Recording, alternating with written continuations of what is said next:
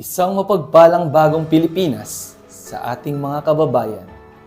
Kapatid, nais ko sanang hingin ang inyong munting oras upang atin namang bigyang pansin ang mga salita at biyaya ng Diyos sa atin.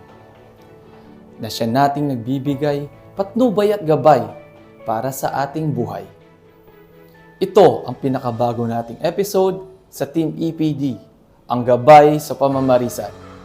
Para bigyan tayo ng gabay at patnubay mula sa salita ng Diyos, narito po si Pastor Leonardo R. Abad ng Pastors Accountability Group National Incorporated.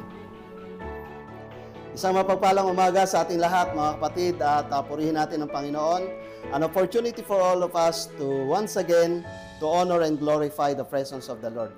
Hayaan natin na patuloy tayong hipuin ng Panginoon with our topic for today, yung tamang paglilingkod, yung selfless love. So, bago tayo magsimula, let's all invite the presence of the Lord. Let's pray. Panginoon, maraming salamat.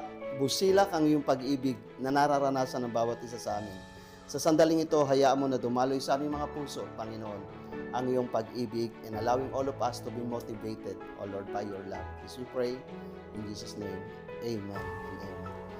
Selfless love. Paano nga ba maglingkod na motivated by love? Pag-aralan natin ang sinabi sa banal na kasulatan sa Matthew chapter 22, verse 37 to 39 says, Jesus replied, "Love the Lord your God with all your heart, with all your soul, and with all your mind. This is the first and greatest commandment. And the second is like it. Love your neighbors as yourself." So tunay nga na we are all encouraged with this verse, no? Na everything we do, we need to prioritize the Lord. Because the expression of loving God first is giving our priority. Si Lord ang dapat nating unahin. And secondly, we are all encouraged na obey God's commandment to express love. We cannot express love without obeying God. And we cannot share love if our heart's not motivated by love. So, kailangan maranasan natin ang biyaya at pag-ibig ng Panginoon to share love to others. And number 3, we need to discipline ourselves. Discipline expresses that we put God in everything we decide. Katulad ng sinabi sa Matthew 25 verse 40, anumang bagay na ginawa natin sa ating kapwa, sa Panginoon natin ginawa.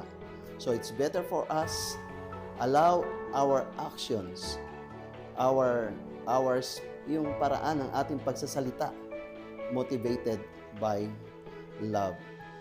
At patuloy na biyayaan tayo ng Panginoon at magamit tayo tagapagpahayag ng kanyang pag-ibig. At dalangin ko na patuloy tayo na matanggap ang katotohanan na tayo nabubuhay sa biyaya ng pag-ibig ng Panginoon. So, let's all pray and thanks the Lord for the opportunity that given us. Panginoon, maraming salamat po sa pagkakataong ito.